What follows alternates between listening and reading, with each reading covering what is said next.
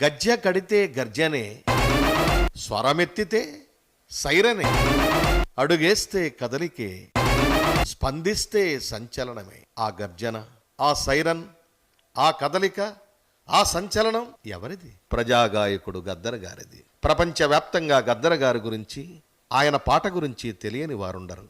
కానీ గద్దర్లోని మరో కోణం సామాజిక స్పృహ నిండిన అద్భుతమైన పాటలు. ప్రతి పాటకు గద్దర్కు కలిగిన ప్రేరణ, సంఘర్షణ, భావావేశం మరోసారి ఆయన స్మృతి పదంలో మెదిలితే, దాన్ని మనం చూడగలిగితే, ఆస్వాదించగలిగితే,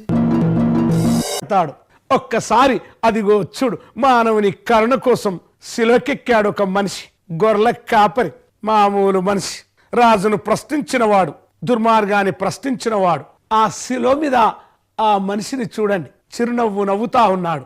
ఆ నెత్తురు దీపాన్ని చూడు, అరిచేతిలో దించిన ఆ మేకులు, అవి మేకుల్లా కావు. ఆ మేకులు దించినప్పుడు అక్కడి నుండి ఎర్రని దీపాలు పుట్టుకొని వచ్చినాయి.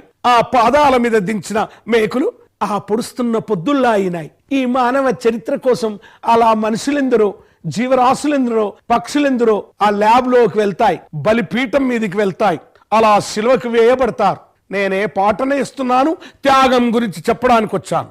ఏది త్యాగం, ఏది